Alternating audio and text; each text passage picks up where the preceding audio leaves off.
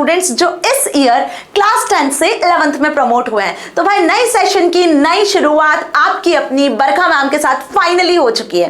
खबर तो आप सभी को मिल गई होगी कि भाई क्लास 11th की शुरुआत हमने कर दी है, क्लास 12th की शुरुआत हमने कर दी है। तो क्लास 11th में यदि आपने CS लिया है, IT लिया है, IP लिया है या आपने AI लिया है तो सारे सब्जेक्ट के वीडियो लेक्चर्स अब आपकी अपनी बरखा मैम के चैनल पर अवेलेबल है, वो भी लेटेस्ट सेशन ईयर्स के साथ में। ठीक है जी, तो चलिए शुरुआत करते हैं आज के इस धमाकेदार सेशन की, जिसमें हम डिस्कस करने वाले हैं और श्री गणेश करने वाले हैं class 11th unit 1 artificial intelligence book code 843 की।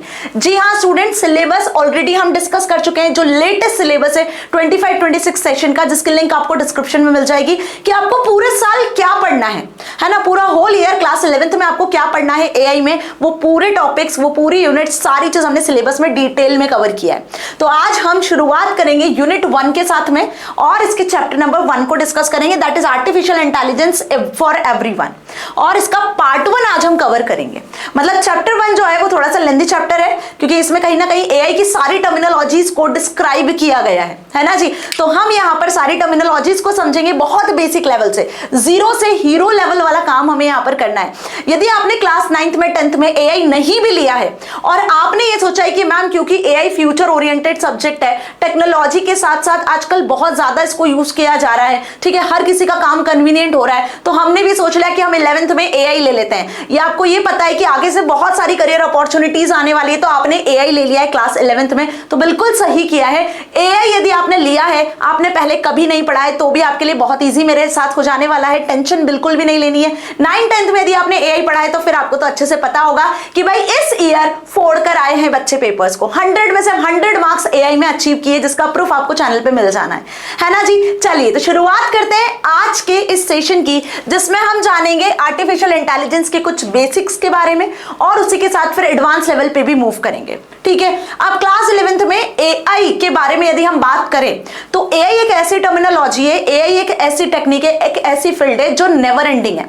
यदि टेक्नोलॉजी फील्ड में हम आगे बढ़ते हैं तो आर्टिफिशियल इंटेलिजेंस ने अपनी जगह बना ली है, ठीक है, जिसको आप कोई बदल नहीं सकता है। चाहे आपका काम कुछ भी हो, आजकल सब जगह AI का यूज हो रहा है ना जी। तो यदि हम बात करें आर्टिफिशियल इंटेलिजेंस की, तो इसका मतलब यह है कि जो ह्यूमंस की जो इंटेलिजेंस है, बहुत सिंपल लैंग्वेज में बता रही हूं, इसका मतलब समझने के पहले सिर्फ इतना समझो कि ह्यूमंस में जो नेचुरल इंटेलिजेंस होती है, सोचने की, समझने की शक्ति होती है, वो सारी चीजें अब आप मशीन में इंसर्ट करना चाहते हो। आप चाहते हो कि एक ऐसी मशीन बनाई जाए जो सिर्फ फास्ट कैलकुलेशन ना करे, जो सिर्फ गेमिंग में एक्सपर्ट ना हो, जो सिर्फ आपको इंटरनेट पे इंफॉर्मेशन सर्च करके ना दे, बल्कि बिल्कुल ह्यूमंस की तरह काम कर सकती है, ह्यूमंस की तरह सोच सकती है, ह्यूमंस की तरह समझ सकती है, ह्यूमंस की तरह मिमिक कर सकती है। So this is called artificial intelligence. Humans के पास नेचुरल इंटेलिजेंस होता है, जिस मशीन में आप वही सेम इंटेलिजेंस डेवलप करने की कोशिश कर रहे हो, तो वो मशीन में वही सेम इंटेलिजेंस आर्टिफिशियल कहलाएगी। ठीक है, क्योंकि एक्चुअल तो नहीं होगी। बात समझ में आ गई? तो अब आपको इतना तो क्लियर हो गया है कि artificial intelligence has evolved drastically over the years, touching various aspects of our lives. It is a technology that is not fascinating us but also significantly impact how we are live, how we are work and how interact with the world around us. ठीक है जी, within the vast landscape of AI there exist several distinct domains of artificial intelligence with its unique characteristics and applications. अब आगे हम बात करेंगे, इसके बहुत सारे एप्लीकेशंस हैं जिनकी मदद से आपकी लाइफ क्या है, इतनी ज्यादा कन्वीनियंट होती जा रही है। मतलब अब आपको कहीं बाहर जाने की जरूरत नहीं है, सारे काम आप घर बैठे अपने मोबाइल, लैपटॉप, PC की मदद से एक सिंगल क्लिक पे कर सकते हो, क्योंकि AI इंटरनेट के साथ मिलकर इतना ज्यादा बूम पर है कि आपको अब कुछ नहीं करना है, सब आपके लिए AI करके देने के लिए रेडी है ना जी। चलिए, तो होता क्या है आर्टिफिशियल इंटेलिजेंस, जरा देख लेते हैं। It refers to the ability of machine to learn patterns and make predictions. यहाँ पे बहुत दो लाइन में सिंपल सी बात कही है कि AI का मतलब यहाँ पे है कि वो एबिलिटी मशीन में डेवलप करवाना जिससे वो पैटर्न्स को समझ सके, वो पैटर्न्स जो ह्यूमन समझते हैं, और उसके अकॉर्डिंग प्रेडिक्शंस को बना सके, उसके अकॉर्डिंग आपको आउटपुट दे सके। देखो यहाँ पे इंटेलिजेंस की जब बात की जाती है ना आर्टिफिशियल के पहले, तो हर एक पर्सन के पास में अलग अलग इंटेलिजेंस होती है ना। ना कुछ पर्सन होते हैं जो म्यूजिक में बहुत अच्छे होते हैं, कुछ डांस में बहुत अच्छे होते हैं, किसी का मैथ्स बहुत अच्छा होता है, किसी का साइंस बहुत अच्छा होता है, ठीक है, किसी के पास बहुत सारा नॉलेज होता है, किसी का जीके बहुत स्ट्रांग होता है। तो हर एक पर्सन, जितनी इतनी इंडिया की पॉपुलेशन आप देखते हो, हर एक पर्सन अलग अलग एबिलिटी के साथ में ग्रो कर रहा होता है, उसके पास अलग अलग स्किल्स होते हैं जिसमें वो परफेक्ट होता है ना। सब लोगों का मैथ्स अच्छा है, सबका साइंस अच्छा है, सबका जीके अच्छा है, सब म्यूजिक में अच्छे हैं, सब डांस में अच्छे, कभी सुना है? नहीं ना। तो जैसे हर एक पर्सन की अलग अलग इंटेलिजेंस होती है, बिल्कुल वैसे ही हम मशीन में भी इन सारे इंटेलिजेंस को डेवलप करवा सकते हैं, ठीक है। मशीन्स को सिखा सकते हैं कि उसको ह्यूमंस की तरह कैसे बिहेव करना है, कैसे प्रिडिक्ट करना है। तो बस इसी को कहते हैं हम artificial intelligence. It is simplest form, it is field that combines computer science and robust data sets to enable problem solving. It does not replace human decisions, instead AI aids values to human judgement. ये line बहुत important लिखी है। अभी आप में से बहुत से बच्चे ऐसे सोच रहे होंगे कि क्या मैम फ्यूचर में एआई रिप्लेस कर देगा ह्यूमंस को? देखो, ह्यूमंस को कभी कोई चीज रिप्लेस नहीं कर सकती है।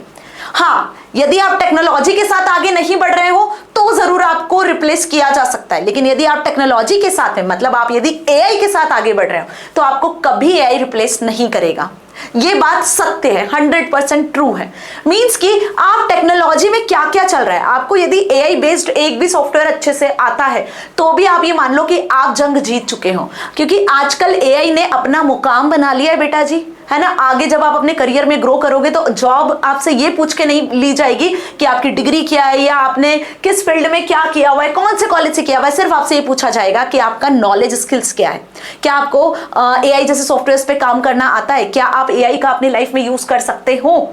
तो आपको ये पता होना चाहिए। फिर चाहे आप किसी भी फील्ड में आगे बढ़ रहे हो, आप मेडिकल में आगे बढ़ो, इंजीनियरिंग में आगे बढ़ो, एयरक्राफ्ट में आगे बढ़ो, आप किसी भी फील्ड में आगे बढ़ो, क्योंकि आजकल हर एक फील्ड में AI based, AI enabled application softwares आ चुके हैं, है ना जी। तो वही लाइन यहां पे लिखी हुई है कि AI doesn't replace human decisions. Human के डिसीजन रिप्लेस नहीं कर सकता, बिकॉज ह्यूमंस नहीं तो मशीन बनाई है ना। बट यदि आप एआई के साथ में आगे बढ़ रहे हो, आप टेक्नोलॉजी के साथ में आगे बढ़ रहे हो, तो आपको कोई नहीं हरा सकता है।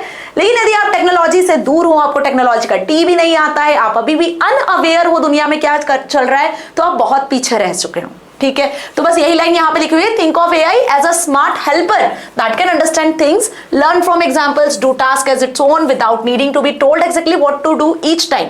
मतलब कि फॉर एग्जांपल आप जो रोबोट्स वगैरह देखते हो, आपने मूवीज भी देखी होगी, रोबोट मूवी देखी होगी, मैट्रिक्स मूवी देखी होगी, उसी के साथ अभी एक मूवी आई थी ना, वो भी आपने देखी होगी। तो उसमें आपने देखा होगा कि जो रोबोट्स होते हैं वो बेसिकली कैसे काम करते हैं, वो कैसे ह्यूमंस की हेल्प कर रहे होते हैं। तो यहाँ पे हम जो बात करते हैं, जैसे ह्यूमनॉइड रोबोट होते हैं और बहुत सारे डिफरेंट टाइप के रोबोट्स होते हैं, सर्विस रोबोट्स होते हैं, तो ये ह्यूमंस को हेल्प करने के लिए बनाए जाते हैं। तो जैसा आप उसमें इनपुट फीड करोगे वैसा वो काम करेंगे, वैसा वो आउटपुट आपको देंगे। तो सिंपल सी बात है कि this can never replace humans. यदि हम टेक्नोलॉजी के साथ चल रहे हैं आगे तो ऐसा कभी नहीं होगा, लेकिन यदि आप टेक्नोलॉजी से अछूते हो, पीछे हो, तो फिर ये पॉसिबल है। अब यहाँ पे देखो, for example AI can understand language. AI कैसे हमारा काम करता है, ये रोबोट्स कैसे चीजों को समझते हैं, क्योंकि ये हमारी लैंग्वेज को समझते हैं। एआई रोबोट्स में या एआई मशीन्स में हम अपनी लैंग्वेज को फीड करते हैं, ऐसे इनपुट्स देते हैं जिससे वो हर एक लैंग्वेज को पहचानता है।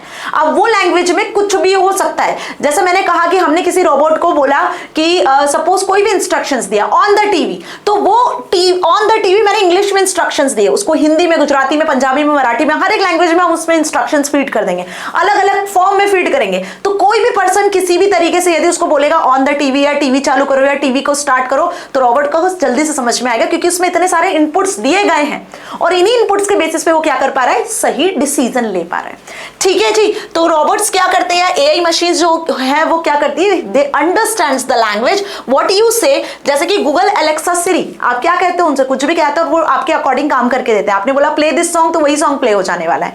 आपने पूछा नियर अबाउट कितने हॉस्पिटल्स है, कौन सी होटल्स है, तो आपको प्रॉपर तरीके से आपको आउटपुट मिलता है, right. Why? Because they understand the language ना। दिस मशीन जो है ये क्या करती है, हमारी लैंग्वेज को समझती है। Now recognise images. अभी सिर्फ लैंग्वेज की बात नहीं हो रही, यहाँ पर इमेजेस की भी हम बात कर सकते हैं कि जो यहाँ पर कैमरा लगा होता है मशीन्स में, है ना, क्योंकि कैमरा अपना एक इंपॉर्टेंट रोल प्ले करता है, कुछ सेंसर्स लगे होते हैं जिसकी वजह से वो इमेजेस को क्या कर सकते हैं, रिकॉग्नाइज कर सकते हैं। So AI can look at pictures and recognise what is them, like identifying animals and photos. कोई पिक्चर आपने एआई सॉफ्टवेयर में एंटर की और उसमें आपने पूछा कि बताओ इसमें इस पिक्चर में क्या है, तो वो उस पिक्चर को पूरा डिस्क्राइब करके दे देगा, कितने एनिमल्स है, कितने ह्यूमंस है, कहाँ रिवर है, कहाँ क्या है, वो सारी चीजें डिस्क्राइब करके देगा, क्योंकि वो इमेजेस को भी पहचानता है, क्योंकि उसमें इमेजेस से रिलेटेड डेटा भी क्या है, एंटर किया गया है। Now AI make predictions also. अब जितने इनपुट्स आप उसमें दोगे, एआई मशीन के पास ये कैपेबिलिटी होती है, हम उसमें इस तरीके से कोड और प्रोग्राम कर रहे होते हैं कि वो प्रेडिक्शंस भी कर सकता है, पैटर्न्स को मैच कर सकता है, उसके बेसिस पे प्रेडिक्शन ले सकता है। So AI can analyse data to make predictions like predicting the weather और suggesting what movie might like to watch next. Means for example कि आपने कोई स्पोर्ट्स रिलेटेड मूवी देख ली है, अब जो एआई में वहां पे जो रिकमेंडर सिस्टम है, बेसिकली वो समझ चुका है कि आपका इंटरेस्ट किस में।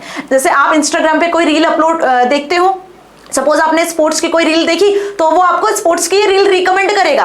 कैसे? क्योंकि उसने प्रिडिक्ट कर लिया कि इस पर्टिकुलर यूजर का किस में इंटरेस्ट है, उस वाली चीज को उसने पकड़ा और उसके हिसाब से फिर आपको रिकमेंडेशन प्रोवाइड करता है। बात समझ में आई? ये रिकमेंडेशन कैसे होता है? क्योंकि यहाँ पर जो मशीन है वो प्रिडिक्ट करना सीख चुकी होती है डिफरेंट इनपुट्स के बेसिस पर।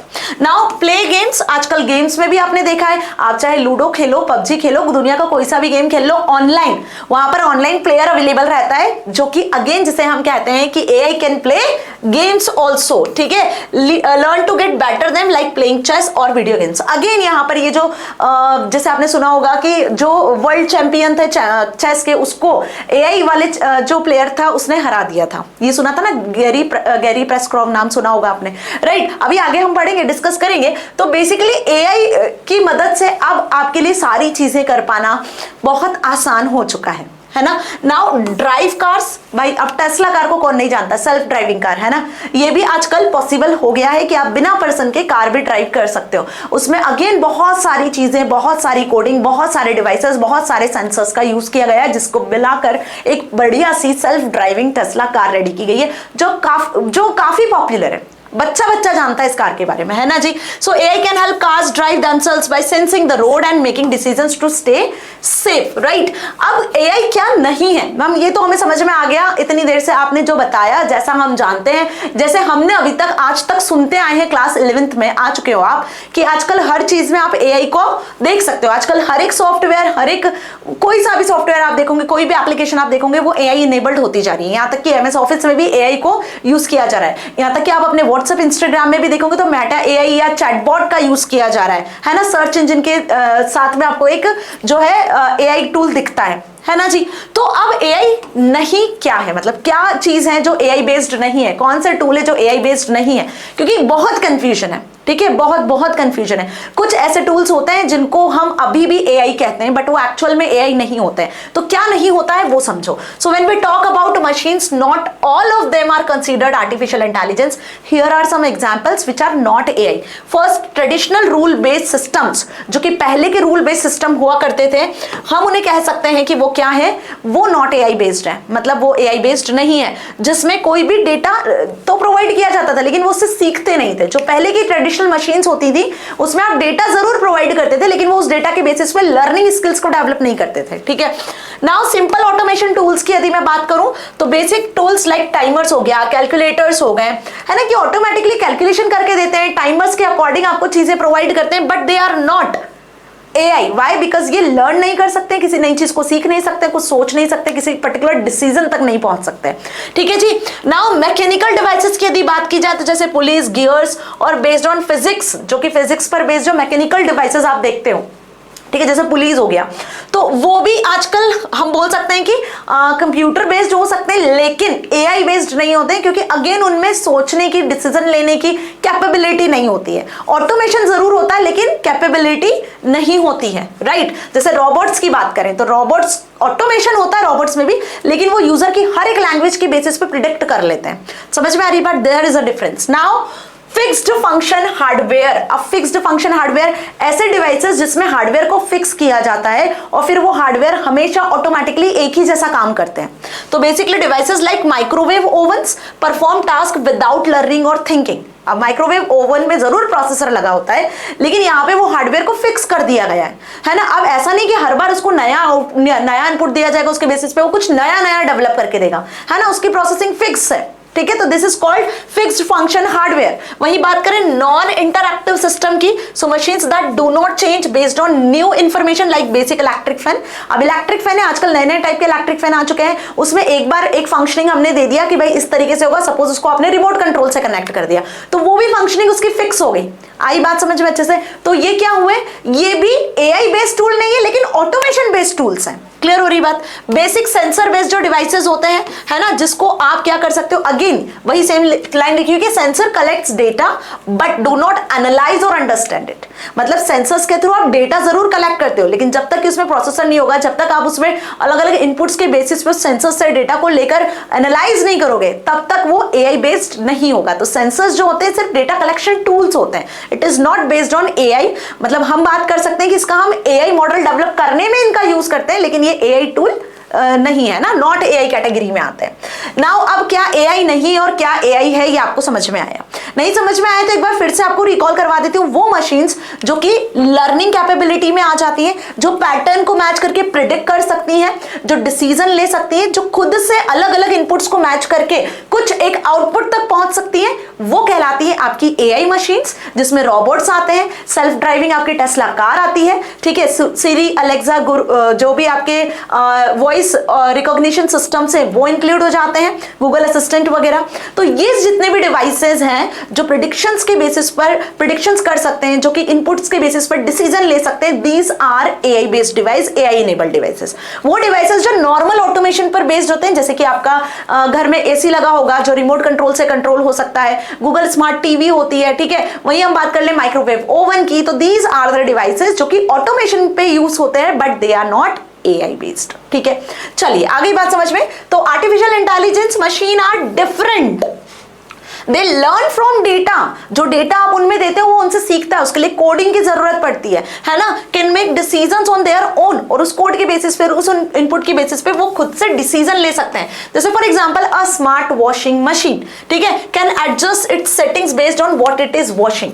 अब क्या आप क्लॉथ उसमें वॉश करने के लिए दे रहे हो, उसके अकॉर्डिंग वो अपनी सेटिंग्स को ऑटोमेटिकली एडजस्ट करती है। तो what ever you input put in the washing machine, smart washing machine, automatic जो वॉशिंग मशीन होती है, जो स्मार्ट वॉशिंग मशीन होती है, उसमें किस टाइप का क्लॉथ आपका जा रहा है वो उसके बेसिस पे अपनी सेटिंग्स को ऑटोमेटिकली सेट कर लेती है। ठीक है, so AI goes beyond just following rules, it can learn, adapt and making decision based on data and context. तो वो मशीन जो कि इनपुट्स के बेसिस पर, डेटा के बेसिस पर डिसीजन लेना जानती है, वो एआई इनेबल्ड होती है, एआई बेस्ड होती है। ठीक है, तो कुल मिला के आपको इतना अच्छे से समझ में आ गया। तो आजकल की जो मशीन है वो एआई इनेबल्ड बनाई जा रही है, जिसमें आप ये देख सकते हो कि आप जो जो इनपुट दोगे, जैसा जैसा उसमें डेटा फीड किया जाएगा वो उसके बेसिस पे आउटपुट जनरेट करेगा। जैसे फॉर एग्जांपल कि आपने ह्यूमनॉइड रोबोट सोफिया का नाम तो सुना होगा, बहुत ज्यादा पॉपुलर रोबोट है वो, जो एआई बेस्ड रोबोट है, जिसमें जैसा इनपुट दिया जाता है उसके अकॉर्डिंग वो आउटपुट जनरेट करता है। तो हो सकता है कि किसी ह्यूमंस ने उससे पूछा होगा या उसमें ऐसा इनपुट दिया होगा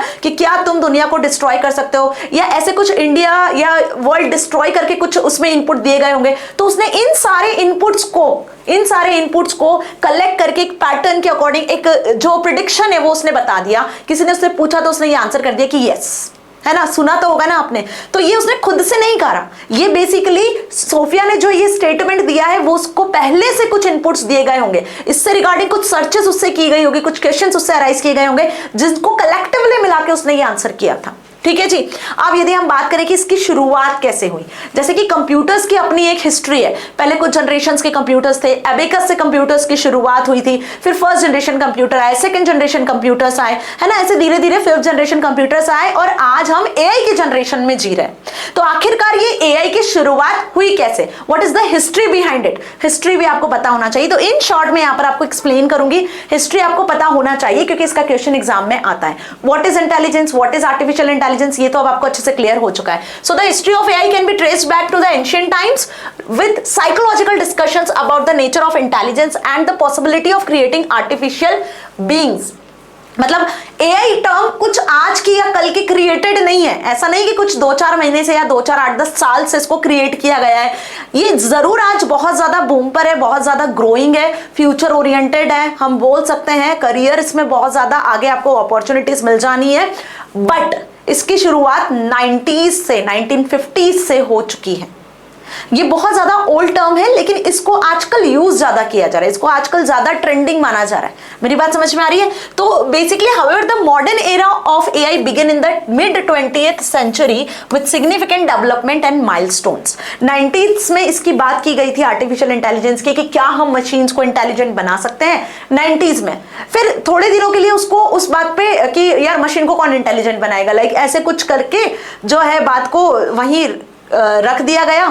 फिर कुछ दिनों बाद 20s में फिर इस पे डिस्कशन शुरू हुए, रिसर्च की गई, और फिर ये जो टेक्नोलॉजी है एआई बेस्ड, फिर उसने जो पकड़ है, उसकी जो ग्रोथ है, वो फिर बूम पर आ चुकी है। मेरी बात समझ में आई? तो अब यदि हम इसकी हिस्ट्री की बात करें तो आपको यहां पे मैंने इन शॉर्ट बताया हुआ है 1950s में एलन ट्यूरिंग ने, किसने? एलन ट्यूरिंग ने, है ना। एलन ट्यूरिंग का नाम आपने सुना होगा, कंप्यूटर की जनरेशन में इनका नाम आता है। चार्ल्स बेबेज की तरह इनको भी याद किया जाता है, ठीक है। उन्होंने एक्चुअली ट्यूरिंग मशीन बनाई थी। तो इन्होंने सोचा था, एक्चुअली में इन्होंने सोचा था कि जब उन्होंने ट्यूरिंग मशीन डेवलप किया कि क्या हम इन मशीन से ह्यूमंस की तरह मिमिक करवा सकते हैं, क्या मशीन्स को हम ह्यूमंस की तरह बना सकते हैं। तो कैन मशीन थिंक, क्या मशीन सोच सकती है ना, क्या मशीन ह्यूमंस की तरह नकल कर सकती है। तो ऐसा वो सोचते थे, ठीक है। तो 1950s में एलन ट्यूरिंग ने बेसिकली एक इमिटेशन टेस्ट किया। नाउ 1956 पे आ जाए तो द डार्थमाउथ कॉन्फ्रेंस, जो डार्थमाउथ कॉन्फ्रेंस हुई थी, उस कॉन्फ्रेंस में जॉन मैकार्थी ने, जिन्हें हम फादर ऑफ आर्टिफिशियल इंटेलिजेंस के नाम से जानते हैं। याद रखना, ये क्वेश्चन आपसे पूछा जाता है, who is the father of AI? John McCarthy. Who is the father of computer? Charles Babbage. बहुत बेसिक से क्वेश्चन है, जनरल नॉलेज में आपसे पूछे जाते हैं और आपसे एमसीक्यूज में भी पूछे जाते हैं, ठीक है जी। तो उन्होंने इस टर्म के बारे में बताया। उन्होंने बेसिकली जो एलन ट्यूरिंग ने सोचा था ना, उनकी उस सोच को उन्होंने यहां नाम दिया आर्टिफिशियल इंटेलिजेंस, इस कॉन्फ्रेंस में, ठीक है जी। आगे बढ़ते हैं, 1970 पे आते हैं। तो 1956 के बाद यदि हम बात करें, 1970 पे आए तो कुछ सालों बाद एआई पर चर्चा की गई, आर्टिफिशियल इंटेलिजेंस पर बातचीत की गई, उसके बारे में सोचा गया, कुछ अप्स एंड डाउन्स भी आए, आर्टिफिशियल इंटेलिजेंस पर रिसर्च भी की गई, फंडिंग को कैंसिल भी किया गया, बहुत सारी चीजें हुई यहां पर। तो इसको एआई विंटर के नाम से बताया गया, abrupt halt of AI development, कि एआई का डेवलपमेंट इतना ज्यादा नहीं होगा, आगे चल के प्रॉब्लम्स आ सकती है, परेशानी आ सकती है। कुछ लोग इसको प्रमोट भी कर रहे थे, कुछ लोग इसको प्रमोट नहीं भी कर रहे थे, ठीक है। तो 1956 से 70 तक हम बोल सकते हैं कि एआई विंटर चला, ठीक है। अब उसके बाद आते हैं हम 1990s पर। तो 1990s से बेसिकली देखा जाए तो एआई की एक्चुअल शुरुआत हुई थी, है ना। और 20th सेंचुरी में तो फिर धमाल मचा चुका था एआई, है ना जी। तो वही हम बात कर रहे हैं यहां पर 1990s में एआई विंटर का एंड हुआ और यहां से फिर एआई स्प्रिंग की शुरुआत हुई। अब विंटर जहां पे लोग इसको प्रमोट नहीं कर रहे थे एआई को लेकर, उन लोगों को, किसी लोगों को तो अच्छा लगता था, फंडिंग वगैरह कैंसिल कर दी थी एआई प्रोजेक्ट के आगे, ये सारी चीजें चली। फिर 90s के बाद में, 1990 के बाद में यदि हम आए तो 2010 में 20th सेंचुरी में टेक्नोलॉजिकल डेवलपमेंट इन एआई रिनाइजेंस की शुरुआत हो चुकी थी। मतलब टेक्नोलॉजी में एआई ने कदम रख दिया था और आज हम 20th सेंचुरी में ही हैं। 2025 में आप बता सकते हो कि 2010 से लेकर 2025 तक में एआई में कितने एडवांसमेंट हो चुके हैं, है ना जी। तो इतना अच्छे से समझ में आया। 2018 में वर्ल्ड हेल्थ ऑर्गेनाइजेशन की यदि बात करें तो यहाँ पे बिग डेटा एनालिसिस को एनालाइज किया गया और इसके बेसिस पर डिसीजन लेना शुरू किया गया। मतलब वर्ल्ड हेल्थ ऑर्गेनाइजेशन ने इसको यूज किया था, ठीक है जी। चलो अब इसकी इवोल्यूशन थोड़ा सा यहाँ पे डिटेल में मैंने लिखा हुआ है, जो मैंने बताया एज इट इज यहाँ पे आपको वर्ड्स देखने को मिलेंगे। तो यदि आपसे पूछा गया कि बेटा जी हिस्ट्री बता दो, तो बस यही 4-5 साल की 4-5 बातें आपको याद रखनी है, यही आपसे एग्जाम में पूछी भी जाएंगी। 1950 में was landmark year for the question of machine intelligence because an Alan Turing famous paper computing machinery and intelligence. In this paper, Turing proposed a thought experiment called imitation game, later known as Turing test. मतलब Alan Turing की Turing machine थी, उन्होंने एक Turing test किया जिसमें उन्होंने basically ये देखा कि क्या मशीन थिंक कर सकती है, क्या मशीन को हम इंटेलिजेंट बना सकते हैं। दिस हैपेंस नाउ 1956 में बात करें तो डॉर्टमाउथ कॉन्फ्रेंस में जॉन मैकार्थी ने इस पर्टिकुलर फील्ड को आर्टिफिशियल इंटेलिजेंस का नाम दिया, ठीक है। The term artificial intelligence was coined by John McCarthy along with Turing Minsky and Simon led the foundation for AI. AI की नींव रखी गई थी, एआई की हम बोल सकते हैं कि यहां से एआई की एक्चुअल में शुरुआत हुई थी। ठीक है जी, जर्नी की स्टार्टिंग हुई थी 1960 से 1970 में। जैसे मैंने बताया कि यहां पर significant progress of AI research that lead the development of expert system, early neural networks, exploration of symbolic reasoning and problem solving techniques. मतलब धीरे धीरे फिर 1959 के बाद से 60 में 70 में problem solving techniques, neural network, AI based जितने जितने टेक्नोलॉजी जो आप सुन रहे हो आज, है ना, उनके बारे में बातचीत होने लगी, उनके बारे में जो सिस्टम्स, एक्सपर्ट सिस्टम्स वगैरह हैं डेवलप किए जाने लगे। 1980 से 1990 की यदि हम बात करें तो यहाँ पे एआई विंटर वाला फेज आया था, जिसमें बेसिकली कुछ लोगों ने इसको प्रमोट किया था, कुछ लोगों ने इसको नहीं किया था प्रमोट, क्योंकि वो नहीं चाहते थे कि ऐसा कुछ आगे हो। उसके लिए फंडिंग वगैरह भी कैंसिल कर दी गई थी, कुछ एडवांसमेंट भी हुए थे, ऐसा नहीं कि नहीं हुए। फिर 21st सेंचुरी या 20th सेंचुरी की जब हम बात करें तो यहाँ एआई ने प्रोग्रेस की थी, और ऐसी प्रोग्रेस की है जो आज बूम पर है। ठीक है जी, तो वही बात यहां पर हम करें तो अरिथमेटिक, एल्गोरिथमिक इनोवेशन, है ना, there are also breakthrough in machine learning, deep learning and reinforcement learning. फिर कोई सा भी सेक्टर हो, चाहे हेल्थ केयर सेक्टर हो, फाइनेंस सेक्टर हो, ट्रांसपोर्टेशन हो, बिजनेस हो, एंटरटेनमेंट हो, एक्सेट्रा, फिर कोई सा भी सेक्टर हो, हर एक सेक्टर में एआई ने धमाल मचाया है ना जी। चलो, तो ये हो गई इसकी हिस्ट्री, एंड होपफुली आपको हिस्ट्री बहुत अच्छे से समझ में आ गई। बस यही आपको लिखकर आना है, यदि एग्जाम में आता है तो 50, 56, 70, 90 से 80 से 90 एंड 21st सेंचुरी।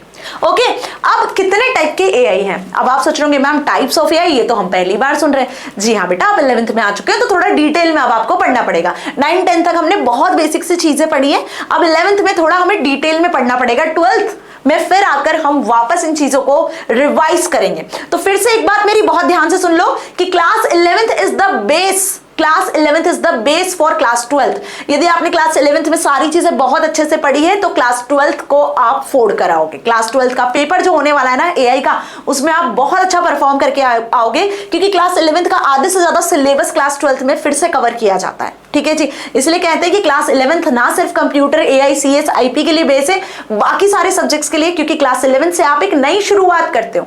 यदि आप कॉमर्स स्ट्रीम में जाते हो तो आप बिजनेस, अकाउंट्स, इकोनॉमिक्स, हिस्ट्री, ये सारी चीजें पढ़ते हो। अगर आप ह्यूमैनिटीज में जाते हो तो हिस्ट्री, पॉलिटिकल साइंस, ये सारी चीजें पढ़ते हो। यदि आप साइंस फील्ड में जाते हो तो पीसीएम, फिजिक्स, केमिस्ट्री, मैथ्स पढ़ते हो, है ना। मैथ्स भी अलग ही लेवल का होता है 11th में आके, 10th से बिल्कुल अलग। मेरी बात समझ में आ रही है? तो इसलिए कहते हैं कि यदि 11th अच्छे से पढ़ी तो 12th आप आराम से निकाल सकते हो। 12th इजी होता है क्योंकि आधे से ज्यादा सिलेबस क्लास 11th का क्लास 12th में आता है। ठीक है, चलिए तो अब बात करते हैं कि कितने टाइप के एआई होते हैं। तो यहां पर कंप्यूटर साइंटिस्ट ऐसा बताते हैं कि 3 लेवल्स होते हैं एआई के। ठीक है, एआई जो है वो 3 लेवल्स पर बेस्ड है।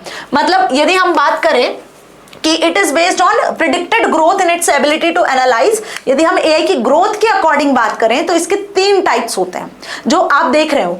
पहला हम यदि बात करें तो नैरो एआई होता है, मतलब ये वो टाइम जब एआई की शुरुआत हुई, उसके बाद जब एआई ने ग्रोथ पकड़ी थी, दैट इज 20th सेंचुरी, 2010 से 2015 एआई की शुरुआत हुई थी, एआई ने कदम रखा था, एआई की प्रोग्रेस होना शुरू हुई थी, वो नैरो एआई। उसके बाद अभी जहां हम जी रहे हैं 2025, 2015 से यदि मैं 2025 की बात करूं या और आगे की बात करूं तो ये हो गया आपका ब्रॉड एआई। अब ब्रॉड क्यों कह रहे हैं? क्योंकि हर चीज में एआई यूज हो रहा है मैम आजकल, है ना। चाहे आप सर्चिंग की बात करो, चाहे आप कोई सा भी काम करो, कोई सी भी application, online shopping, entertainment, health care, hotel management, whatever you want, हर एक एप्लीकेशन में आपको एआई इनेबल्ड चीजें मिल जानी है ना। आप हर चीजें आजकल एक क्लिक पर, क्लिक नहीं करना है तो आप बोलकर अपना काम करवा सकते हो भाई मैडम। तो वही चीजें यहां पर कि ब्रॉड एआई जो आजकल आप देख रहे हो वर्ल्ड वाइड यूज किया जा रहा है। ठीक है, वर्ल्ड में हर कोई पर्सन एआई का यूज कर रहा है। और उसके बाद आता है एक जनरल एआई। यदि जनरल एआई की बात करें तो 2050 के बाद, बियॉन्ड 2050 और 2050 बियॉन्ड जनरल एआई होगा। अब ये है क्या मैम, समझते हैं। चलो देखो, यदि मैं नैरो एआई की बात करूं तो focuses on single task like predicting purchases और प्लानिंग शेड्यूल्स। मतलब पहले जो एआई हुआ करता था 2010 से 15 तक की यदि बात करें हम, आज से 10 साल पहले इतना एआई पॉपुलर नहीं था। एआई का यूज जरूर किया जाता था लेकिन नॉर्मली प्लानिंग में, शेड्यूल्स वगैरह को प्लान करने में, है ना। Rapidly growing in consumers applications, consumer applications को ग्रो करने में, जैसे वॉइस बेस्ड सिस्टम में इसका यूज कर लिया जाता था। शॉपिंग वगैरह में गूगल, एलेक्सा, सिरी 10 साल पहले तक आ चुके थे, है ना जी। Now capable of handling specific task effectively but lacks broader understanding. मतलब उसमें एडवांसमेंट नहीं थे, है ना, इतनी ज्यादा चीजें ट्रेंडिंग नहीं थी। लेकिन जब हम बात करें ब्रॉड एआई की तो आज एआई ट्रेंडिंग हो चुका है। आज जितनी एप्लीकेशन है वो ब्रॉडली यूज की जा रही है, हर कोई यूज कर रहा है, लेकिन नैरो एआई में हर कोई यूज करना नहीं जानता था, हर किसी को इतना नॉलेज नहीं था, है ना। So act is mid point between narrow and general AI. Broad AI is act as an between narrow and general AI. So more versatile than narrow AI, capable of handling a wider range of related tasks. Often used in business to integrate AI, used in every domain. हर एक domain में आप देख लो जहां knowledge और data की बात होती है वहां AI सबसे टॉप पर होता है कि नहीं। जहां भी नॉलेज और डेटा की बात की जा रही है तो भाई एआई मशीन ही है जो बल्क में डेटा को मैनेज कर सकती है। बल्क में जो है उसके पास में डेटा होता है जिसको मैनेज करने के बाद वो किसी ना किसी आउटपुट तक पहुंचती है, राइट। तो this is how about broad AI, जिसमें हर एक फील्ड में आजकल एआई का यूज किया जा रहा है। Now what about general AI? So it refers to the machine that can perform any intellectual task that human can. अब यदि आज से कुछ साल बाद आप देखो, है ना, अभी तो हम 2025 में, यदि मैं 25 साल की बात करूं, 25 भी क्यों, मैं यदि 10 साल के बाद की ही बात करूं, तो आप सोच सकते हो कि आप किस लेवल पे होंगे। टेक्नोलॉजी का जो कौन सा फेज है जो चल रहा होगा, है ना, जहां पे ह्यूमंस की तरह बिल्कुल मशीन। आज भी यदि हम बात करें आर्टिफिशियल इंटेलिजेंस में तो एक कमी है, कुछ कमियां हैं। आज से 10-15 साल बाद, 25 साल बाद वो सारी कमियां एआई की दूर हो चुकी होंगी, मतलब मशीन इमोशनली भी इंटेलिजेंट बन सकती है। अभी यदि एआई की बात करें तो मशीन में इमोशनल इंटेलिजेंस की कमी है और इसके लिए रिसर्च चल रही है, ऐसा नहीं, इसके लिए साइंटिस्ट रिसर्च कर रहे हैं, इंजीनियर्स कहीं ना कहीं इसके बारे में सोच रहे हैं कि कैसे मशीन्स को इमोशनल इंटेलिजेंस बनाया जाए। एंड बिलीव मी, जिस दिन मशीन इमोशनल इंटेलिजेंस हो गई तो हम बोल सकते हैं कि वो ह्यूमंस की तरह प्रॉपरली बिहेव करना सीख जाएगी, ठीक है। फिर ह्यूमंस और मशीन्स को जज कर पाना टिपिकल होगा, मतलब आप नहीं बता पाओगे कि ह्यूमन है या ये मशीन है। आज ही नहीं बता पाते हैं क्योंकि हूबहू ह्यूमंस की तरह रोबोट्स दिखते हैं आपको, है ना, बट उसमें इमोशनल इंटेलिजेंस की आज भी कमी होती है, right. So currently AI lacks abstract thinking, strategizing and creativity like humans. Artificial super intelligent may emerge potentially leading to self aware machines, but this is far from current capabilities, है ना। तो self aware machines जो है AI based enabled होगी, that is general AI 2050 and beyond की बात करें। Three types के आर्टिफिशियल इंटेलिजेंस हो गए, अच्छे से समझ में आ गया, अभी कोई डाउट नहीं है ना।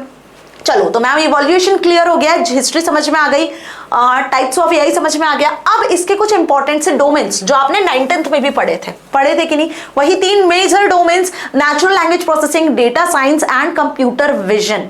This 3 are major domains, actually कह सकते हो कि मेन पिलर्स हैं, ठीक है। जैसे कि हम बात करते हैं आपके घर में आपके मदर और फादर मेन पिलर्स होते हैं ना, यदि ये नहीं होंगे तो घर में कोई काम का कोई भी तजुर्बा नहीं होगा, मतलब आप बोल सकते हो कि कोई भी रेस्पॉन्सिबिलिटी नहीं होगी। तो आपके घर के जो मेन करता धरता वो आपके पेरेंट्स हैं। बिल्कुल वैसे एआई में 3 मेन पिलर्स हैं, कुछ डोमेन्स हैं जिसके बेसिस पर एक्चुअल में एआई काम करता है, एक्चुअल में जो सॉफ्टवेयर से काम करते हैं। पहला होता है डेटा साइंस, ठीक है। डेटा साइंस की यदि हम बात करें तो that deals with numerical, alphabetical और अल्फा न्यूमेरिक डेटा इनपुट्स। अब देखो भाई, यहां पर यदि डेटा साइंस की हम बात कर रहे हैं तो बेसिकली डेटा को इनपुट करना, और मशीन जो डेटा को हैंडल कर रही है, मशीन जो डेटा को एनालाइज कर पा रही है, एआई मशीन, वो किस बेसिस पर? डेटा साइंस के बेसिस पर। अब वो डेटा कैसा भी हो सकता है।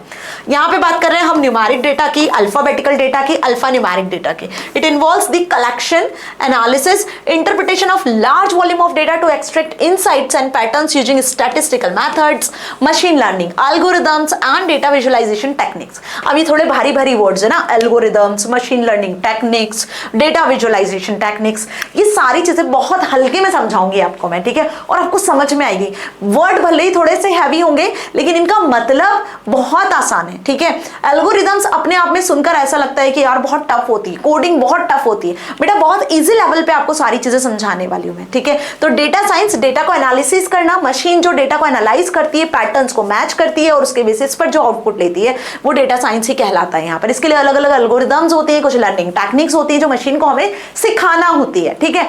आज की यदि मैं बात करूं, एक जस्ट छोटा सा एग्जांपल यदि मैं बात करूं तो बिग डेटा हमारे आसपास जनरेट होता है। आपसे ही पूछूंगी तो आपका ही अपना डेटा होगा, आपका नाम, फादर्स नेम, मदर्स नेम, कहाँ रहते हो, कौन सी क्लास में पढ़ते हो, किस स्कूल में जाते हो, क्या परसेंटेज बना है, एवरीथिंग। हर किसी का अपना डेटा होता है। तो जहां भी हम जाएं, जिस भी फील्ड में जाते हैं, जहां भी आप देखते हो, आप हॉस्पिटल जाते हो तो पेशेंट का डेटा होता है, ठीक है। आप कहीं भी जाओ, आप शॉपिंग करने जाते हो, किसी मार्ट में जाते हो, डी मार्ट वगैरह, कहीं भी कोई कॉम्प्लेक्स में जाते हो तो वहां भी देखते हो कि वहां पे कस्टमर्स का डेटा होता है। बैंक जाते हो, वहां अलग डेटा जनरेट हो रहा होता है। तो हम कहीं ना कहीं डेटा से घिरे हुए हैं और मशीन्स इसी डेटा को क्या करती है, एनालाइज करती है with the help of data science terminology. ठीक है। अगली बात करें यहाँ पे जो दूसरा मेजर डोमेन है that is natural language processing बेटा, एनएलपी। अभी मैंने आपको बताया कि मशीन हमारी लैंग्वेज को समझता है, तो ये किसके थ्रू पॉसिबल है? ये सिर्फ और सिर्फ एनएलपी के थ्रू पॉसिबल है, जिसे नेचुरल लैंग्वेज प्रोसेसिंग कहा जाता है। ठीक है, ये बहुत ही कॉमन सी और बहुत ज्यादा फेमस पॉपुलर टर्मिनोलॉजी है एआई की, कि यहाँ पर आप जो भी बोलोगे मशीन समझेगा। Google translate is the best example of NLP, है ना। आपने हिंदी में बोला इंग्लिश में कन्वर्ट हो जाएगा, इंग्लिश में बोला हिंदी में कन्वर्ट हो जाएगा, टेक्स्ट लिखा है इमेज में कन्वर्ट हो जाएगा, इमेज में कोई टेक्स्ट लिखा है वो प्रॉपर्ली डॉक्यूमेंट में कन्वर्ट हो जाएगा। आजकल सब पॉसिबल है, कुछ भी आप इमेज दोगे तो उसमें जो भी लिखा होगा वो आप टेक्स्ट में, डॉक्यूमेंट में, पीपीटी में कन्वर्ट कर सकते हो आराम से। कितने सारे एआई टूल्स अवेलेबल है मैम। तो वो क्या कर रहे हैं, वो इसी टर्मिनोलॉजी पर बेस्ड है, that is NLP, that enables computers to understand, interpret and generate human language. Actually NLP में होता क्या है, जो मशीन है वो ह्यूमंस की लैंग्वेज को समझती है, सुनती है ना, जो भी इनपुट आपने दिया है, और उसको फिर इंटरप्रेट करती है मशीन अंडरस्टैंडेबल फॉर्मेट में, और फिर ह्यूमन अंडरस्टैंडेबल फॉर्मेट में रिजल्ट जनरेट करके देती है। So this is called natural language processing. तो इसमें आप एग्जांपल्स देख सकते हो, गूगल ट्रांसलेटर्स जो होते हैं, इसमें सेंटिमेंटल एनालिसिस भी होता है, टेक्स्ट को समराइज भी किया जाता है, और आपकी स्पीच को भी रिकॉग्नाइज किया जाता है। तो इसके लिए अलग अलग टूल्स यहाँ पे होते हैं जो कि मशीन्स और ह्यूमंस के बीच में कम्युनिकेशन का काम कर रहे होते हैं। इसके अपने इंटरफेसेस होते हैं जो अभी हम डिटेल में जानेंगे। Now third main important domain which is computer vision. अभी कंप्यूटर विजन क्या होता है, देखो जैसे मैंने कहा आपसे कि मशीन इंटेलिजेंट होती है, तो भाई ह्यूमंस के पास तो सुनने के लिए ईयर्स होते हैं, है ना, बोलने के लिए आपको पता आपके पास आवाज होती है, आपका अच्छा खासा मुंह होता है जिससे आप बहुत अच्छी मीठी सुरीली आवाज निकाल सकते हो, और आपके पास देखने के लिए आईज होती हैं, ऑब्वियस सी बात है ना। तो ऐसे जैसे सेंस ऑर्गन्स ह्यूमंस के पास होते हैं, तो हम जब रोबोट्स या जैसी कोई मशीन बनाते हैं तो उनके पास एक विजन होता है जिससे वो इमेजेस को पहचानते हैं, जिससे वो इमेजेस के फॉर्मेट में हर चीज को क्या कर सकते हैं, डिटेक्ट कर सकते हैं। समझ में आई बात? तो यहाँ पे कंप्यूटर विजन मतलब हम बात कर रहे हैं कि मशीन की आईज, ठीक है भाई, नेचुरल लैंग्वेज प्रोसेसिंग से तो वो लैंग्वेज को समझ लेगा, डेटा साइंस से तो वो डेटा को कलेक्ट कर लेगा, ठीक है, लेकिन जब इमेजेस की बात आ जाती है कि इमेजेस को कैसे डिटेक्ट किया जा सके, इमेजेस के बेसिस पे कैसे आप डिसीजन ले सकते हो, तो यहां कंप्यूटर विजन का होना बहुत जरूरी होता है। ठीक है, तो computer vision deals with the visual data inputs. जो भी आप विजुअल डेटा देते हो वो बेसिकली कंप्यूटर विजन टेक्नोलॉजी के थ्रू ही यहाँ पर प्रोसेस किए जाते हैं, जिसमें इमेजेस को, वीडियोस को प्रोसेस किया जाता है। It enables computers to interpret and understand visual information and perform task such as object detection, image classification, facial recognition and scene understanding. Enable application जैसे ऑटोनोमस व्हीकल्स हो गया, मेडिकल इमेजिंग हो गया and augmented reality. आप अपने mobile phone में face lock लगाते हो तो भाई कौन सा एप्लीकेशन काम कर रहा है, कंप्यूटर विजन ही है। वहां पे फेस लॉक में फेस डिटेक्टर मतलब कहीं ना कहीं एक इमेज डिटेक्टर टूल लगा होता है, एक ऐसा सेंसर लगा होता है, कैमरा लगा होता है जो आपकी इमेज को डिटेक्ट करता है ना। वही बात करें हम सेल्फ ड्राइविंग कार्स की, टेस्ला कार्स की, तो वहां भी तो कुछ कैमरेज होते हैं जो कि कंप्यूटर विजन में हेल्प कर रहे होते हैं कि सामने कोई ऑब्स्टेकल आएगा तो जो कार है उसको ब्रेक लगाना है, उसको रुकना है, या कोई ऑब्स्टेकल आएगा तो, या फिर जो भी उसको टर्निंग पॉइंट होगा तो उसे टर्न कर लेना है। ये सब कैसे पॉसिबल है? ये सब पॉसिबल है सिर्फ कंप्यूटर विजन टेक्निक की मदद से। ठीक है जी। तो आजकल जो आप augmented reality, virtual reality, VR, AR headset देखते हो ना, वो सभी इसी पर बेस्ड है। अब एक एक्टिविटी आपके लिए, जितना मैंने अभी आपको समझाया उस बेसिस पर आपको क्या समझ में आया, ठीक है, मुझे आपको सिर्फ आंसर करना होगा कि what is AI and what is not AI. कुछ टूल्स मैंने यहाँ पे, कुछ एग्जांपल्स मैंने यहाँ पे लिखे हुए हैं जो कि डेटा साइंस पर बेस्ड है, जो नेचुरल लैंग्वेज प्रोसेसिंग पर बेस्ड है, जो कंप्यूटर विजन पर बेस्ड है। ये तीन मेन पिलर्स है, ये तीन मेन डोमेन है एआई के। अब कुछ एग्जांपल्स आपके सामने, एक एक्टिविटी है जो आपको यहाँ पर करनी है, जो मेरे साथ आपको बतानी है। हो सकता है तो आप कॉमेंट सेक्शन में भी लिखकर बता सकते हो। देखो पहली एक्टिविटी है यहाँ पर कि आपको तीन चीजें पहचाननी है कि डेटा साइंस पर इन ऑप्शंस में से कौन से बेस्ड है, नेचुरल लैंग्वेज प्रोसेसिंग में कौन सा बेस्ड है, और कंप्यूटर विजन पर क्या है। ठीक है, कुछ एग्जांपल्स हैं, और ऑब्वियस सी बात है ये सभी एआई बेस्ड है। नॉट एआई वाली बात तो हम पहले कर चुके हैं ना। हाँ जी, तो अब जरा ध्यान से देखना है इन एग्जांपल्स को, और इसको आपको तीन डोमेन्स में कैटेगराइज करना है। ठीक है, पहले कर लेते हैं हम बात gesture recognition for human computer interaction. मतलब कि गेस्चर को रिकॉग्नाइज करना, ह्यूमंस के गेस्चर्स को रिकॉग्नाइज करने के लिए कौन सी टेक्निक यूज होगी? डेटा साइंस, एनएलपी या सीवी, कंप्यूटर विजन। ऑब्वियसली बात है मैम, कंप्यूटर विजन यहां पर यूज होगा, ये सीवी का एग्जांपल है। ठीक है, chatbots for customer service, customers की सर्विस के लिए जो चैटबॉट्स होते हैं वो क्या समझते हैं? कस्टमर की लैंग्वेज समझते हैं, तो ये एनएलपी बेस्ड होगा। और साथ ही यहाँ पर डेटा को भी तो एनालाइज किया जा रहा है, तो आप इसको डेटा साइंस भी कह सकते हो। स्पैम ईमेल डिटेक्शन है ना भाई, जो ईमेल आ रहा है, आपने देखा सभी का ईमेल अकाउंट होता है, जो भी आपके इंपॉर्टेंट ईमेल्स होते हैं वो इनबॉक्स से अपडेट्स में भी आ जाते हैं। जो फर्जी ईमेल्स होते हैं, जो स्पैम मेल्स होते हैं, जंक मेल्स होते हैं, वो स्पैम फोल्डर में चले जाते हैं। जो मेल आप अभी सेव नहीं किए हो, मतलब जो आपने शेयर नहीं किया है, अभी कंपोज नहीं किया है, सिर्फ आपने अभी लिखकर छोड़ा हुआ है, वो ड्राफ्ट में चले जाते हैं। कैसे होता है ये कैटेगरी अपने आप डिवाइड कैसे हो जाती है? कैसे पता चलता है ईमेल को कि ये स्पैम फोल्डर में जाना चाहिए, ये इनबॉक्स में, ये अपडेट्स में आना चाहिए? तो यहां जो काम करती है टेक्निक वो भी कौन सी है बेटा? वो भी यहां पर आपकी नेचुरल लैंग्वेज प्रोसेसिंग ही है, और साथ ही यहां पर डेटा साइंस का भी यूज किया जा रहा है, क्योंकि डेटा को ही तो प्रोसेस कर रहे हैं। ठीक है, autonomous drones for surveillance, autonomous जो ड्रोन्स होते हैं वो किस में आ जाएंगे? आपके computer vision and data science दोनों में आएंगे, है ना। यदि मैं बात करूं गूगल ट्रांसलेट की, तो ये एनएलपी का सबसे बेस्ट एग्जांपल है, और यहां से डेटा भी कलेक्ट हो रहा है, तो डेटा साइंस में भी आप इसको यूज कर सकते हो। ठीक है, so these are the examples, और ये क्वेश्चन आपसे 110% आपके एग्जाम में पूछा जाएगा। एमसीक्यूज के फॉर्मेट में पूछ सकते हैं, वन वर्ड के फॉर्मेट में पूछ सकते हैं, सो गेट रेडी फॉर दिस। और भी कुछ एग्जांपल्स हैं, इनके आंसर्स आपको करने हैं। First is fraud detection in financial transactions, augmented reality applications, sport analytics for performance optimisation, object detection in autonomous vehicles, recommendation system जो आपको इंस्टाग्राम वगैरह पे या ऑनलाइन शॉपिंग एप्लीकेशन पे दिखता है। आपने कोई शर्ट परचेज करनी है, तो आपने शर्ट एक बार सर्च कर ली, तो ऑनलाइन शॉपिंग पे आपको बार बार शर्ट ही दिखाएगा वो। आपने कोई वॉच परचेज करनी, तो वॉच देखी तो हर बार आपको नई नई वॉचेस दिखाएगा। Customer segmentation of targeted marketing, text summarization for new article, automated subtitles for videos and medical imaging diagnosis. यदि आप कोई भी वीडियो देखते हो, कोई भी मूवी देखते हो, तो वहां सबटाइटल ऑटोमेटिकली आने लगता है, तो ये किसका एग्जांपल है? इमेज को डायग्नोस करके रिपोर्ट जनरेट कर देना, ये भी एक टूल है ना, AI enabled. And stock prediction, क्या मार्केट में स्टॉक चल रहा है पहले से प्रिडिक्ट कर लेना, एआई मॉडल बेस्ड कौन सा है यहाँ पर। तो अब इनके आंसर्स आपको करने और कॉमेंट सेक्शन में बताना है। कोई भी डाउट होता है तो मैं जरूर इसको करेक्ट करूंगी, या नेक्स्ट वीडियो में हम इसके बारे में डिस्कस फिर से कर लेंगे। ठीक है जी, बट ये आपके होमवर्क है, इसको आपको जरूर बताना पड़ेगा। ठीक है, तो और इस तरीके से यहां पर आपको कैटेगराइज करके इनके नाम लिखने होंगे। ठीक है जी, चलिए आगे बढ़ते हैं। आप मुझे टेलीग्राम पे शेयर भी कर सकते हो लिखकर प्रॉपरली, ताकि बिना देखे करना, देखो सोच समझ कर आंसर करना। ठीक है जी, टेलीग्राम चैनल का लिंक डिस्क्रिप्शन में, जहां पे आप कर सकते हो उसको सॉल्व, शेयर कर सकते हो मेरे साथ, है ना। नाउ डेटा साइंस की बात कर ले, इसकी भी एक एक्टिविटी यहां पे दी हुई है। So data might be facts, statistics, opinions और kind of content that is recorded in some format. Obvious सी बात है, अभी डेटा साइंस में सिर्फ टेक्सुअल डेटा ही नहीं प्रोसेस किया जाता है। देखो आज जिस एरा में हम जी रहे हैं, यहाँ audio, video, textual, graphics, even biometric sensors के फॉर्मेट में भी डेटा जनरेट होता है।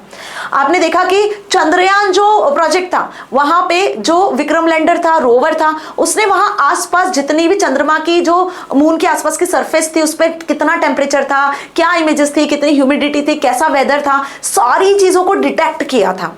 मतलब पूरा डेटा कलेक्ट किया था, उसके लिए उसमें बहुत सारे सेंसर्स लगे थे, कैमरास था। तो डेटा किसी भी टाइप का हो सकता है। आप आधार कार्ड बनवाने जाते हो तो वहां आपके फिंगरप्रिंट्स, रेटिना स्कैन करके डेटा को इनपुट किया जाता है। So this is again a data. तो बेटा डेटा कैसा भी हो सकता है, और ये बल्क में जनरेट हो रहा है, बिग अमाउंट में जनरेट हो रहा है, जिसको एआई सिस्टम्स जो है मैनेज कर रहे हैं। तो उसके लिए जो फील्ड यूज हो रही है वो है डेटा साइंस। तो data can be in voices, photos, names, even dance moves is also we can say it is a type of data. ठीक है, now for example your search recommendation, Google maps history are based on your previous data. Obvious, आपके जो recommendations आते हैं, आपने Google map पे कहीं गए हो, तो ये सब प्रीवियस हिस्ट्री के बेसिस पर ही आपको शो होते हैं। ठीक है, अमेजॉन पर्सनलाइज्ड रिकमेंडेशन, जो आप शॉपिंग हैबिट है आपकी, जो आप शॉपिंग करते हो उसके अकॉर्डिंग आपको रिकमेंडेशन आते हैं, है ना। वही कोई टेक्स्ट बुक परचेज करते हो, सोशल मीडिया पे आप देखते हो, इंस्टाग्राम, फेसबुक वगैरह चलाते हो, वहां कोई रील्स देखते हो, स्क्रॉल करते हो, वही रील्स आपको इंटरेस्ट के अकॉर्डिंग दिखने लगती है। So this is whole based on data science. अब ये डेटा कितने टाइप का होता है? तो बेटा 3 टाइप से आप इसको कैटेगराइज कर सकते हो।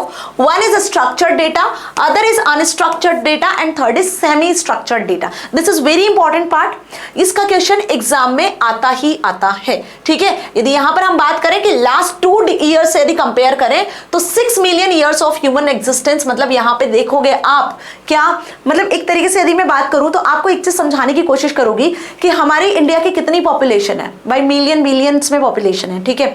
अब ऐसा कोई बंदा नहीं होगा जिसका सोशल मीडिया अकाउंट नहीं होगा, मतलब 1 घंटे में 1 सेकंड में इंस्टाग्राम, फेसबुक, स्नैपचैट और जितने सोशल मीडिया अकाउंट है उसमें कितना बल्क में डेटा जनरेट होता है, मतलब बिलियन ट्रिलियंस में डेटा जनरेट होता है। तो सोचो कि इंटरनेट पे कितना बल्क में डेटा जनरेट हो रहा है जिसको हम बिग डेटा कहते हैं। तो उस बिग डेटा को हम यहाँ पर 3 तरीके से कैटेगराइज कर सकते हैं। तो पहला हो गया स्ट्रक्चर्ड डेटा, जिसमें प्रॉपरली डेटा को अरेंज किया जाता है, मतलब वो डेटा जो कि इस तरीके से टेब्यूलर फॉर्मेट में होता है, इसको आप कहते हो स्ट्रक्चर्ड डेटा, जिसके लिए अलग अलग सॉफ्टवेयर, डेटाबेसेस वाले सॉफ्टवेयर का यूज किया जाता है, ठीक है। जैसे MySQL हो गया, ओरेकल हो गया, ये सारे सॉफ्टवेयर जो है स्ट्रक्चर्ड डेटा को मेंटेन करते हैं, ठीक है। तो यहाँ पे बाकायदा रो और कॉलम के फॉर्मेट में डेटा होता है, जैसे आपका नेम हो गया, डेट, एड्रेस, आपके स्टॉक प्राइसेस जो हैं, father's name, mother's name, marks हो गए, है ना। तो क्लास में जितने भी स्टूडेंट हैं उनका डेटा कैसे मैनेज करोगे भाई, टेबुलर फॉर्मेट में मैनेज करेंगे ma'am.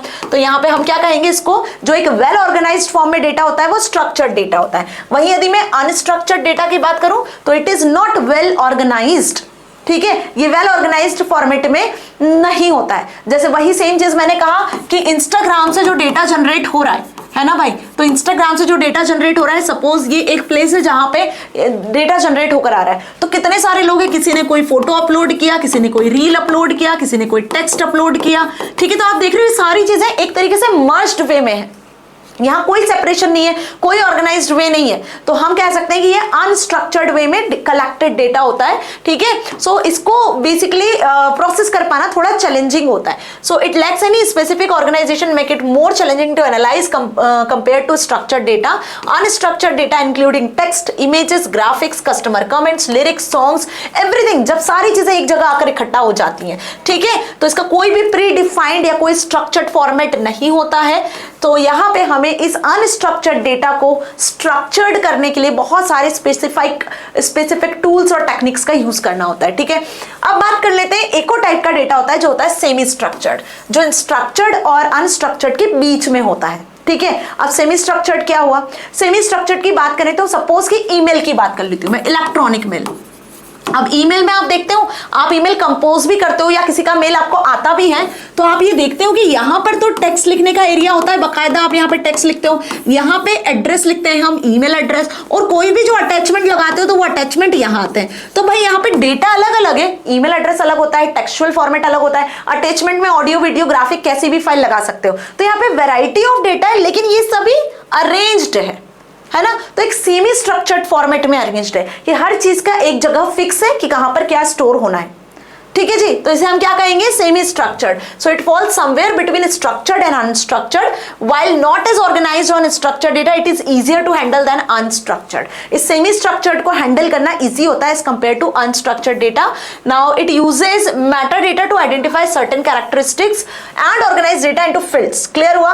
For example social media video hashtags used to categorization, blending structured elements, hashtags वगैरह। अब ये बहुत अच्छा एग्जांपल है। सोशल मीडिया पे आप देखते हो कि जो हैशटैग्स होते हैं उनका अलग प्लेस होता है, जो कंटेंट आप लिखते हो उसका अलग प्लेस होता है, जो भी आप कंटेंट ऐड कर रहे हो सोशल मीडिया पे वो आपके एक एक प्लेस में जाके सेव होता है। ईमेल में आप देखते हो अपडेट्स में अलग मेल आते हैं, स्पैम में अलग मेल्स आते हैं, ड्राफ्ट में अलग जाके सेव होते हैं। तो ये भी सेमी स्ट्रक्चर्ड है, ठीक है जी।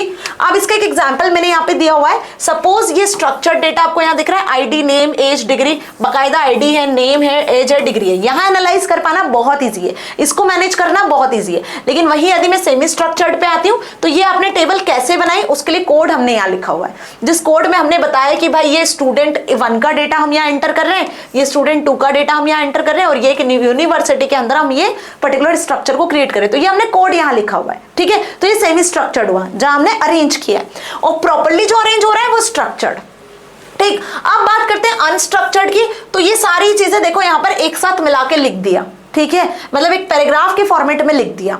अब यदि मैंने बोला कि 3rd नंबर के रोल नंबर के स्टूडेंट की डिटेल बताओ, तो भाई कैसे बताओगे, यहाँ बता दो जरा। इट इज वेरी टिपिकल ना, क्योंकि सारी चीजें यहाँ पर मर्ज्ड वे में है. So this is the basic example जो मैंने आपको यहाँ पे बताया. ओके, तो होपफुली इतना समझ में आया. अब डिस्कस करते हैं इसी के साथ में नेचुरल लैंग्वेज प्रोसेसिंग को. तो मैम डेटा तो अच्छे से समझ में आ गया, क्लियर हो गया.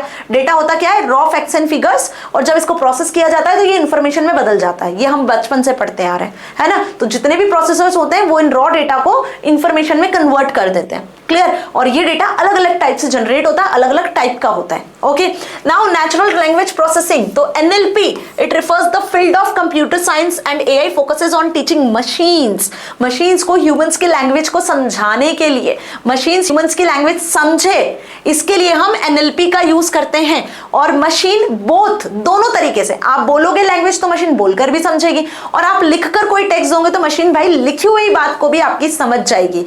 तो NLP जो है वो दोनों तरीके से ह्यूमंस की लैंग्वेज को समझता है. ठीक है, आपने सिरी को बोला, गूगल एलेक्सा सिरी को बोलकर बता रहे हो कि भाई ये करना है वो करना है, तो वो ठीक है. और वही आप जो आपके चैटबॉट्स होते हैं उनमें यदि चीजें लिखकर भी सर्च करोगे तो वही सेम चीज आपको मिलनी है.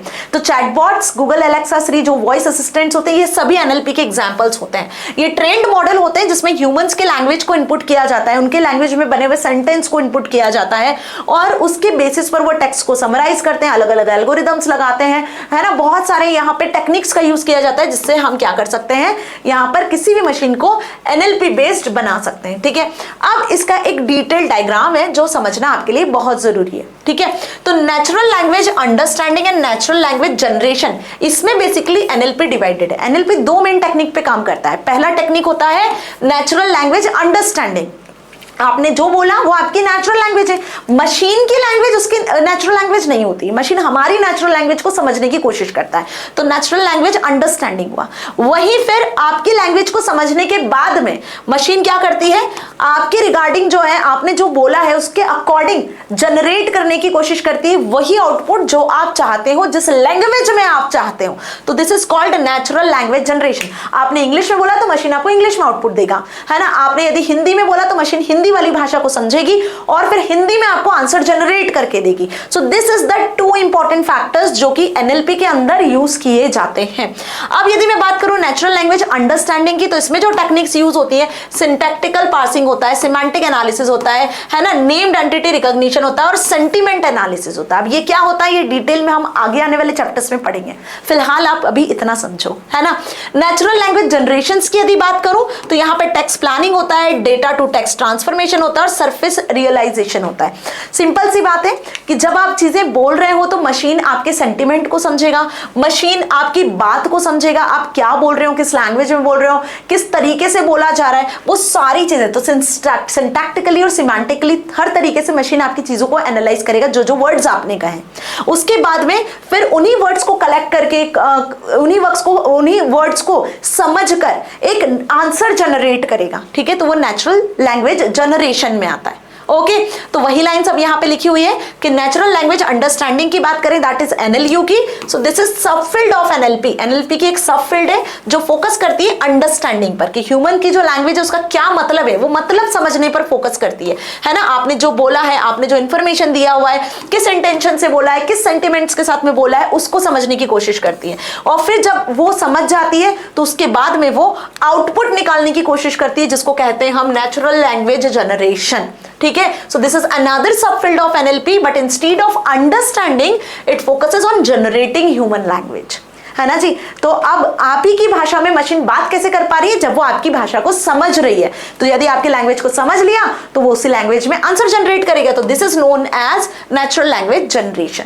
Third is computer vision. ठीक है, कंप्यूटर विजन के बाद में हम इस सेशन को यहां पर खत्म करेंगे और नेक्स्ट वीडियो में फिर हम AI टर्मिनोलॉजीज के बारे में पढ़ेंगे. ठीक है जी. तो इसीलिए जैसे मैंने कहा कि सेशन बहुत लेंथी हो जाता है, यदि पूरा चैप्टर में यहां पे इंक्लूड कर लेती तो हमने यहां पर इस सेशन को, इस चैप्टर को 2 पार्ट्स में डिवाइड किया. 2 पार्ट में पूरा चैप्टर हम खत्म कर देंगे. ओके जी, तो मजा आ रहा है ना पढ़ने में, समझ में आ रही है सारी चीजें बहुत अच्छे से. अब ये जो वर्ड टू वर्ड यहाँ लिखा हुआ है ऐसा ही लिख कर आना एग्जाम में, ये बिल्कुल जरूरी नहीं है. यदि आप चीजों को सुन पा रहे हो, समझ पा रहे हो, तो अपनी ओन लैंग्वेज लैंग्वेज में एक्सप्लेन करके आ सकते हो, ठीक है। ऐसा कहीं किसी बुक में नहीं लिखा हुआ है कि भाई जो बुकिश लैंग्वेज है वही लिख कर आनी है, ठीक है। चलो कंप्यूटर विजन की बात करें तो कंप्यूटर विजन में कंप्यूटर्स जो मशीन्स होती है वो कैसे देख पाती है, उनके अंदर कैपेबिलिटी कैसे आती है चीजों को देखकर समझने की। तो जब चीजें देखकर आप समझ रहे हो मतलब कहीं ना कहीं हमारे पास तो आईज है लेकिन कंप्यूटर्स के पास में भी तो कुछ होना चाहिए, तो कैमरास जैसे डिवाइसेस यूज किए जाते हैं। तो कंप्यूटर विजन की मदद से मशीन्स जो है उनमें एबिलिटी डेवलप होती है कि वो इमेजेस को देख सकती है, इमेजेस के फॉर्मेट में उन्हें डिटेक्ट करके कोई आंसर तक पहुंच सकती है, ठीक है। तो यदि इमेजेस को, डिजिटल इमेजेस को, वीडियोस को देखकर, सुनकर, समझकर कोई डिसीजन मशीन को लेना होता है तो बिल्कुल हम यहाँ पर कंप्यूटर विजन का यूज करते हैं। और ये बिल्कुल वैसे ही जैसे कि ह्यूमंस चीजों को देखकर समझते हैं। समझ में आई बात? So in this domain computers analyze visual information, images, videos, है ना, understand scenes and making decisions based on how what the machine sees, ठीक है। now when we take a digital image it is essentially a grid of tiny colors। अब देखो आपको ये बहुत अच्छे से पता है कि किसी भी डिजिटल इमेज की यदि मैं बात कर रही हूं तो कंप्यूटर सिस्टम पे कोई सी भी इमेज है, कुछ भी आपको दिख रहा है यदि मॉनिटर स्क्रीन पर, तो वो छोटे छोटे स्मॉल डॉट से मिलकर बना होता है। तो एक डॉट जो होता है जिससे कोई इमेज जनरेट हो रही है इसको हम कहते हैं क्या? पिक्सल। क्या कहते हैं? पिक्सल। तो pixel is a tiny dots. और जितने ज्यादा पिक्सल से मिलकर कोई इमेज बनेगी उतनी ज्यादा हाई क्वालिटी की इमेज होगी, उतने ज्यादा अच्छे से जो प्रोसेसर है उसको प्रोसेस कर पाएगा। तो यहाँ पे वही लाइन लिखी हुई है कि we can take when we take a digital image it is essentially a grid of tiny colour dots called pixels. Each pixel represent a tiny portion of image and contains information about the color and intensity। तो यहाँ पे जो AI है basically, यहाँ हम computer vision की जो बात कर रहे हैं उसमें सिर्फ 3 कलर पे फोकस किया जाता है, one is red, green and blue, और सारे कलर्स फिर इन तीनों कलर्स के कॉम्बिनेशन से ही बनाए जाते हैं। और इंपॉर्टेंट बात यह है कि यहाँ पर जो कंप्यूटर विजन है उसमें बेसिकली मशीन्स को पिक्सल्स के फॉर्मेट में तो दिखाया जाता है, ये पिक्सल्स के फॉर्मेट में समझता है, लेकिन हर एक पिक्सल की वैल्यूज होती है जिन्हें हम कहते हैं न्यूमेरिकल फॉर्मेट में रिजोल्यूशन। मतलब कि कंप्यूटर सिस्टम पे यदि आपको कोई इमेज दिख रही है तो ये इमेज कितनी क्लियर होगी डिफाइन करेगा इसका रेजोल्यूशन कैसा है। तो आपने बहुत सी बार सुना होगा ना, बहुत सी बार सुना होगा कुछ इस तरीके से कि भाई रेजोल्यूशन कितना है, तो 1820720 इंटू 1820 है ना, या फिर 1920 इंटू 1080 पिक्सल्स के अकॉर्डिंग आपको चीजें दिख रही है। तो मतलब हॉरिजॉन्टली आपका 720 है और वर्टिकली यदि हम मेजर करें तो 1280 है। तो high resolution images have more pixels providing more details, ठीक है। तो कंप्यूटर विजन की मदद से इमेजेस को नंबर्स के फॉर्मेट में, पिक्सल्स के फॉर्मेट में प्रोसेस किया जाता है। हर एक इमेज में RGB कलर्स होते हैं और उन कलर्स की अपनी वैल्यूज होती हैं, ठीक है। यदि मैं बात करूं RGB की, आगे हम पढ़ेंगे इसके बारे में, तो 000 यदि इनकी वैल्यू होती है तो एक कलर डिफाइन होता है ब्लैक या व्हाइट, और इसकी मैक्सिमम वैल्यू जो होती है वो 255 होती है। जब आप कोड करोगे ना तो आपको ये चीज समझ में आएगी, ये हमने 10th में भी पढ़ा है ना जी। So now here's where AI comes in to make sense of this images, computers convert them into numbers. Images को किस में कन्वर्ट कर देता है? नंबर्स में कन्वर्ट कर देता है, ठीक है। और इसको हम कैसे बताते हैं? इसको हम पिक्सल्स के फॉर्मेट में रिप्रेजेंट करते हैं। So AI algorithms might learn to recognise patterns in this numbers and corresponds to specific objects. जैसे फॉर एग्जांपल कि मैं बात करूं कि जो टेस्ला कार है उसके सामने कोई ऑब्जेक्ट यदि आया तो उसने ब्रेक लगाया और कार वहीं रुक गई। कैसे? क्योंकि वहां जो कैमरास लगे हुए थे, कंप्यूटर विजन जो टेक्निक है उसकी मदद से उस इमेज को डिटेक्ट किया गया। इमेज की जो बेसिकली हम बात करें डिटेक्ट करने के बाद जो प्रोसेसिंग है वो इसी पिक्सल्स में, इसी नंबर्स के फॉर्मेट में होती है, ठीक है। So by analyzing large amount of labelled images AI systems can learn to identify objects accurately. जितना आप लेबल्ड इमेजेस प्रोवाइड करोगे उतना ज्यादा इजी वे में AI को हेल्प होगा इमेजेस को डिटेक्ट करने में, उसको प्रोसेस करने में, ठीक है। तो कंप्यूटर विजन क्लियर हुआ, और डिटेल में हम आगे पढ़ेंगे बेटा जी। ये तो सिर्फ शुरुआत है जिसमें बहुत बेसिक लेवल से मतलब 0 लेवल से मैं आपको पढ़ाना शुरू कर दिया।